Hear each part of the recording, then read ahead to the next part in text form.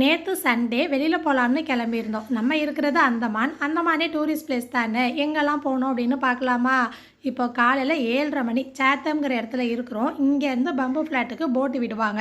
அதாவது இப்போ நம்ம ரோடு வழியாக போகிறோம் அப்படின்னா 1 மணி நேரம் கிட்ட ஆகும் ட்ராவல் பண்ணி போக. இதுவே இந்த மாதிரி போட்டில் கடலை கிராஸ் பண்ணி போகும்போது 15 நிமிஷத்துலேயே போயிடலாம். காரு பைக்கு எல்லாமே ஏற்றிடுவாங்க. இப்போ காருக்கெலாம் 180 ரூபா சார்ஜ் பண்ணுறாங்கன்னா பேசஞ்சருக்கு 18 ரூபா.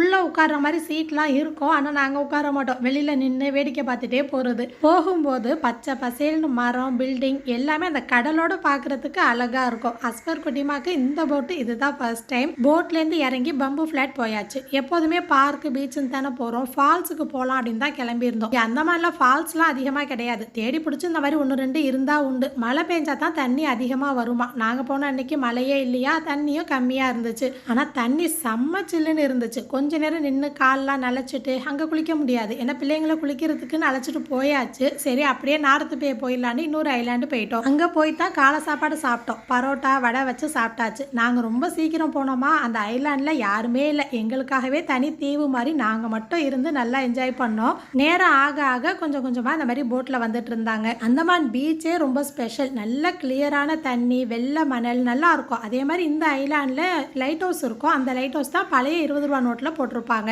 இந்த நார்த் பே ஐலாண்டில் ஸ்கூபா டைவிங், ஸ்னார்க்லிங் ஆக்டிவிட்டீஸ்லாம் நிறையா இருக்கும். நம்ம போனது பிள்ளைங்க பீச்சில் இறங்கத்தான். நல்லா 1 மணி நேரம் தண்ணியில் ஆட்டம் போட்டாங்க. அங்கேருந்து கிளம்பி ஷோல் பே போயிட்டோம். போகிற வழியில் ரோடுலாம் ரொம்ப அழகாக இருந்ததுனால நின்று ஃபோட்டோஸ் எடுத்துக்கிட்டோம். அங்கேருந்து போக 1 மணி நேரம் ஆகும். பீச் உள்ளே போய் சாப்பிடத்தான் எடுத்துகிட்டு போனோம். அங்கே நிறைய பேர் குப்பையாக்கிறாங்கன்னு சொல்லிட்டு வெளியிலேயே சாப்பிட சொல்லிட்டாங்க. அதனால் அந்த ஹட்லேயே வச்சு சிக்கன் பிரியாணி, முட்டை, ரைத்தாலாம் நல்லா சாப்பிட்டுட்டு அப்புறம் தான் பீச் உள்ளே போனோம். முன்னாடிலாம் சின்னதாக டொங்கி மாதிரி வச்சு அந்த பீச்சுக்கு கூட்டிகிட்டு போவாங்க. இப்போ வந்து பிரிட்ஜு போட்டிருக்காங்க.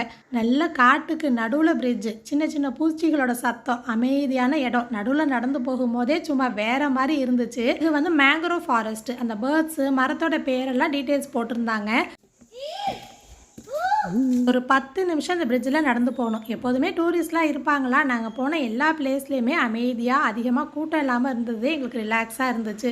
இந்த பீச் வந்து சூப்பராக இருக்கும். பிள்ளைங்க குளிக்கிறதுக்கு நல்லா வேவ்ஸ் நல்லாயிருக்கும். குளிக்க வைக்கத்தான் அழைச்சிட்டு போயிருந்தோம். ஆனால் இப்போது crocodile முதல்ல வந்திருக்கு. அதனால் சேஃப் இல்லைன்னு சொல்லிட்டு தடை பண்ணியிருந்தாங்க. யாரும் தான் பார்க்கலையே, ரிஸ்க் எடுக்கலாம் அப்படின்னு சொல்லிட்டு எடுக்க முடியாது. ஏன்னா இயற்கையை பொறுத்த வரைக்கும் எந்த அளவு அழகு இருக்கோ அதே அளவு ஆபத்தும் இருக்கும். இந்த ஸ்டேட்மெண்ட் யாரெல்லாம் ஒத்துக்கிறீங்களோ கமெண்ட்டில் ஒரு ஹைஃபை கொடுங்க. நாங்கள் ஃபால்ஸ் போகலாம்னு வீட்டிலேருந்து நினச்சி கிளம்புனது ஒன்று, போன இடம் ஒன்று, ஆனால் நடந்தது ஒன்று. நாம் என்ன தான் பிளான் போட்டாலும் இறைவனோட பிளான்னு ஒன்று இருக்குது இல்லையா.